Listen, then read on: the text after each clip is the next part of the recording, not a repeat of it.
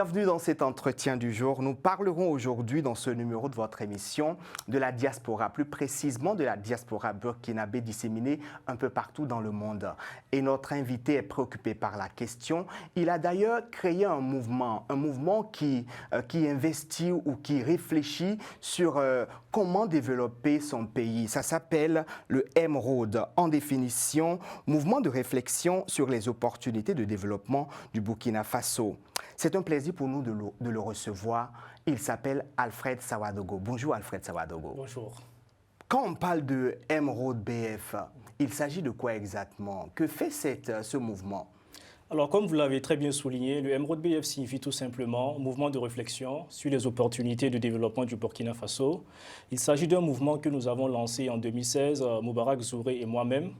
Et il s'agit tout simplement d'une organisation qui est fondée sur la conviction que pour développer le Burkina Faso, ou si vous voulez l'Afrique, il faut actionner deux principaux leviers. Le premier levier, c'est la vision des dirigeants, et le deuxième levier, c'est la mentalité des populations. Donc nous nous disons que si nous nous constituons en force de proposition, en think tank pour réfléchir sur les questions de développement et faire des propositions donc à ceux qui ont l'autorité publique, nous pouvons participer par ce biais-là au développement de notre pays. Ça, c'est le premier volet. Et le deuxième volet, nous avons compris que le développement, c'est l'action conjuguée de l'État et des citoyens. Il est bien que l'État travaille, mais si les citoyens ne font pas leur part, le pays ne peut pas avancer. Donc, aussi bien que nous travaillons pour que l'État fasse sa part, nous travaillons également pour que les populations fassent leur part. Et ainsi, nous nous adressons aux jeunes principalement parce que c'est la majorité de la population. Nous parlons aux jeunes, nous leur parlons de l'engagement citoyen, nous leur parlons du leadership, nous leur parlons de comment chacun, dans son quartier, dans sa commune, dans son village, peut s'inscrire en acteur du développement. Parce qu'on le sait très bien, le développement, ce n'est pas l'État seul, mais chaque citoyen doit en faire donc son affaire. Sous votre direction, le MROAD a édité un ouvrage intitulé « Le grand livre de la diaspora burkinabé ». Qu'est-ce qui a motivé la rédaction de cet ouvrage? Alors, la motivation, elle est celle-là, c'est que lorsqu'on parle de la diaspora actuellement, on voit beaucoup les transferts d'argent. Habituellement, diaspora rime avec transfert d'argent. Et ça se répète dans les forats, dans les conférences internationales, que les transferts de la diaspora dépassent de loin l'aide publique au développement, ce qui est vrai. Mais est-ce qu'il faut réduire la diaspora à une entité qui envoie simplement de l'argent? Nous trouvons qu'il est très réducteur de penser que la diaspora est juste là pour envoyer de l'argent et n'envoyer que de l'argent. Pour nous, le MROAD BF, après une longue réflexion, nous nous sommes rendus compte que la diaspora, c'est plus que cela. Alors, qu'est-ce que la diaspora pour nous? La diaspora pour nous, c'est le lien, c'est le cordon, c'est l'interface, c'est l'intermédiaire entre le Burkina, ou si vous voulez l'Afrique, et le reste du monde. Voici notre définition de la diaspora. Et à partir de cette définition, nous voyons clairement que la diaspora a un rôle plus important à jouer que d'envoyer simplement des euros et des dollars. Et donc, notre approche a été d'inviter cette diaspora à continuer à contribuer au développement du Burkina ou de l'Afrique, mais cette fois-ci à travers les idées. Les idées, c'est quoi? On a donné la parole à la diaspora pour qu'elle partage son expérience sociale, professionnelle et culturelle. Et donc, en partageant cette expérience, la diaspora participe au développement parce que la diaspora permet à ceux qui sont sur place et qui n'ont pas eu l'occasion de sortir, la diaspora leur montre comment est l'extérieur, comment sont les autres pays. Vous faites en quelque sorte le lien entre ceux qui sont restés et ceux qui sont partis et qui sont à l'extérieur. Exactement. À travers la diaspora, celui qui est au Burkina et qui n'a pas eu l'occasion de voyager va connaître le reste du monde. Et également, deuxième volet du livre, c'est que la diaspora aussi parle de l'Afrique dans le livre parce qu'il s'agit aussi de la diaspora qui côtoie les autres nationalités, les autres pays, de montrer à ces pays c'est quoi l'Afrique, c'est quoi le Burkina. En d'autres termes, la diaspora aussi joue ce rôle d'ambassadeur pour montrer aux Français, aux Américains, aux Sénégalais, aux Ivoiriens, c'est qui le Burkinabé et c'est quoi le Burkina Faso. Le livre que vous avez édité, le livre que vous avez publié, raconte également, ou est également un recueil d'expériences de vos compatriotes, de certains de vos compatriotes qui vivent à l'étranger. Je prends par exemple Zongo Cyril, qui est chef de produit dans une entreprise aux États-Unis et qui envisage par exemple d'investir plus tard au Burkina Faso. Absolument. Donc, comme je le disais, c'est vraiment un partage d'expérience, un partage aussi de rêves, un partage de vision pour le Burkina. Et donc, les membres de la diaspora ont dit ce qui leur tenait à cœur. Il y en a qui ont partagé des anecdotes, il y en a qui ont donné des propositions sur comment moderniser l'administration, comment moderniser l'éducation. Et il y en a comme Cyril, justement, qui donne aussi les rêves qu'il nourrissent pour le Burkina Faso. Parce qu'il a vu qu'au Burkina, il y a pas mal d'opportunités d'investissement. Et d'ailleurs, on en parle dans le livre, on parle des richesses, on parle de ce que le Burkina a d'authentique, ce que le Burkina a d'intéressant à offrir au reste du monde. Quelqu'un parle de ses valeurs, quelqu'un parle de l'honnêteté, puisqu'on connaît le Burkina Faso en temps sous Thomas Sankara comme le pays des hommes intègres. Tout à fait. Donc dans le livre, nous dressons le portrait du Burkina Faso, le portrait du Burkinabé, permettant donc à ceux qui n'ont pas été au Burkina de voir ce qu'est le Burkina, loin des clichés et loin des stéréotypes. Et il y en a même qui montrent dans le partage de leurs expériences qu'ils sont très attachés aux racines du Burkina Faso. Et ça, c'est le propre qu'on reconnaît ou qu'on accorde au pays des hommes intègres. Je vais me permettre de citer un extrait d'un des témoignages. Il s'agit du témoignage de Oumar Sessouma, qui est ingénieur statisticien économiste qui vit en France. Il dit ceci: « Moi, je mange burkinabé, c'est-à-dire que je ne cuisine que des plats burkinabés. Même étant à l'étranger, nous véhiculons les valeurs de respect, d'honnêteté qu'on a reçues au pays. » Donc voici un Burkinabé, M. Sessouma, qui montre son attachement au Burkina Faso, son attachement à la culture burkinabé, bien qu'il réside en France depuis un certain nombre d'années. Donc c'est un livre... Vous le connaissez personnellement? Non, c'est juste à travers ce projet que je l'ai découvert. Et ça fait plaisir de voir combien les Burkinabés restent attachés à leurs valeurs, même quand ils sont loin physiquement de la mère patrie. On parle souvent de la fuite des cerveaux. Des Africains bien intelligents qui, pour une raison ou pour une autre, vont à l'extérieur, souvent pour aller étudier. Mais en fin de compte, ces jeunes intellectuels qui ont quitté l'Afrique se retrouvent asservis le pays hôte. On parle de fuite de cerveau. Cette diaspora composée de grandes têtes pensantes et qui apporte vraiment... Est-ce que cette diaspora apporte vraiment une valeur ajoutée au pays d'origine?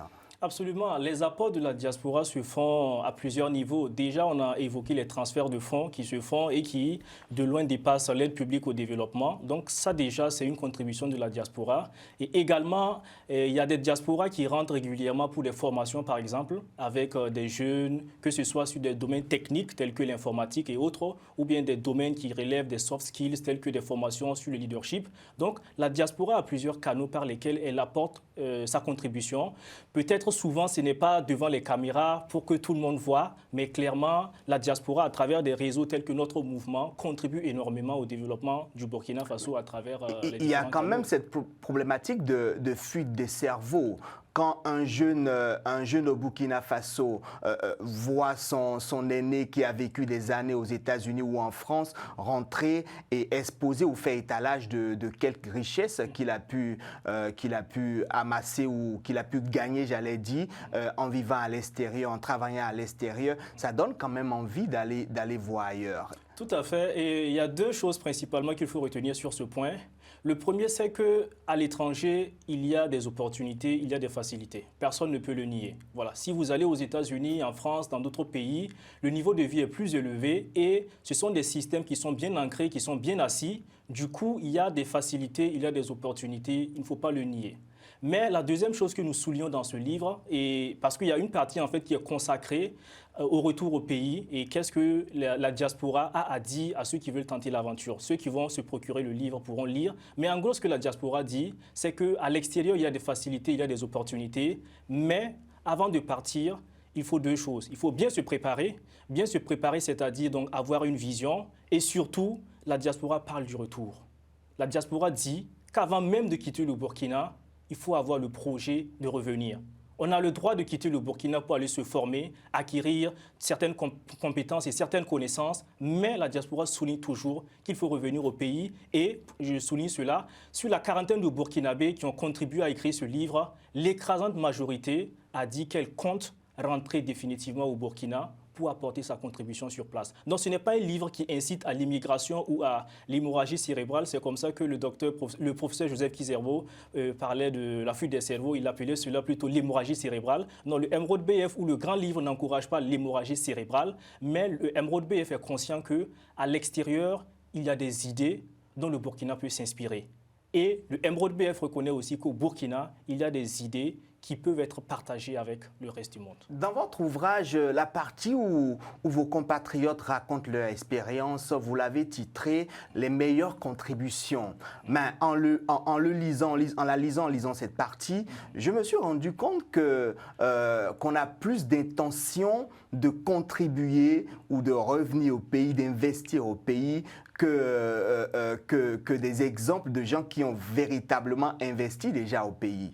Alors, il faut replacer cela dans le contexte et voir un peu quel était l'esprit du livre.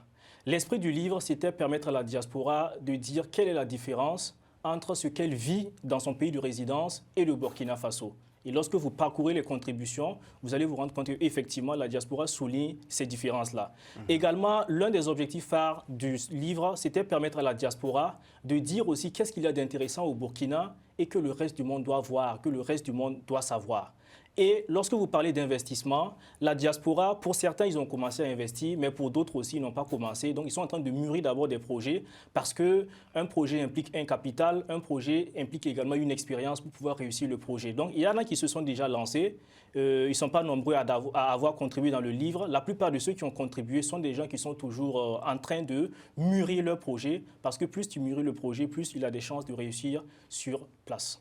Alors, sur le terrain, le Emerald BF, quelles sont les actions concrètes qui sont menées sur le terrain? Alors, en tant que think tank et mouvement citoyen, le Emerald BF a des formations, nous menons des formations régulièrement et notre dernière activité a eu lieu en août 2021. Et c'était la Convention internationale Emerald BF qui a rassemblé plus d'une centaine de jeunes. À l'occasion, nous avons discuté de l'éducation, nous avons discuté de la question sécuritaire et pas mal d'enjeux majeurs actuellement au Burkina Faso. Donc, il y a des formations qui sont menées essentiellement à Ouagadougou pour la section Burkina, mais aussi nous avons des sections notamment au Sénégal, en France, en Tunisie, au Maroc, où également les activités continuent. Et ces activités-là, c'est toujours en fait des formations et des conférences pour permettre aux jeunes de comprendre d'abord les questions de développement, de comprendre les enjeux de développement et en comprenant qu'ils puissent s'inscrire en acteurs dans ce processus de développement. Donc, nous sommes là vraiment pour amener les jeunes à comprendre quel est l'état des lieux, quels sont les enjeux actuellement en matière de développement du Burkina et quel est le rôle qu'ils peuvent jouer, que ce soit dans leur quartier, dans leur village, dans leur commune. Vous avez tout à l'heure parlé de situation sécuritaire et voilà, on sait tous qu'au Burkina Faso actuellement, il y a une situation sécuritaire qui est quand même délétère et qui empêche plusieurs activités de se mener, surtout dans le nord du pays. Est-ce que cette situation sécuritaire ne dérange pas également les actions que le Emerald BF mène sur le terrain? Vous l'avez très bien dit, le Burkina Faso est confronté à des attaques terroristes depuis 2015-2016. Donc nous essuyons régulièrement des attaques, ce qui, je dirais, a un impact sur la vie au Burkina Faso, que ce soit la vie des citoyens et la vie collective. Toute la vie de la nation donc, est rythmée donc, par ces attaques terroristes que nous essuyons presque chaque jour. Et en tant qu'organisation, c'est clair que le Emerald BF est impacté. Et impacté dans ce sens que des organisations qui souvent nous accompagnaient pour nos activités se trouvent à ne plus pouvoir nous accompagner parce que ces organisations ont d'autres engagements liés justement à la réponse contre la menace terroriste. Donc ça, c'est un premier pan. Vous réfléchissez également sur la question. Tout à fait. En tant que think tank, le Emerald BF réfléchit sur la question de sécurité. Et premièrement, nous nous posons la question de savoir pourquoi le Burkina est autant frappé par la question. Et en deuxième lieu, quelles sont les solutions que nous pouvons préconiser? Et en tant que force de proposition, nous savons qu'il y a deux réponses majeures à apporter à la réponse terroriste, à la question terroriste du moins. La première réponse, elle est d'ordre militaire.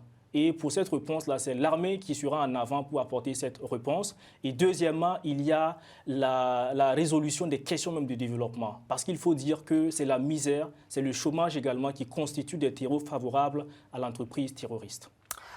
On est à la fin de l'émission. Je rappelle aux téléspectateurs que vous êtes le cofondateur du Emerald, le mouvement de réflexion sur les opportunités de développement du Burkina Faso. Vous êtes également auteur et doctorant en télécommunication à l'Université de Lille. Merci d'être passé sur notre plateau. C'est moi qui vous remercie.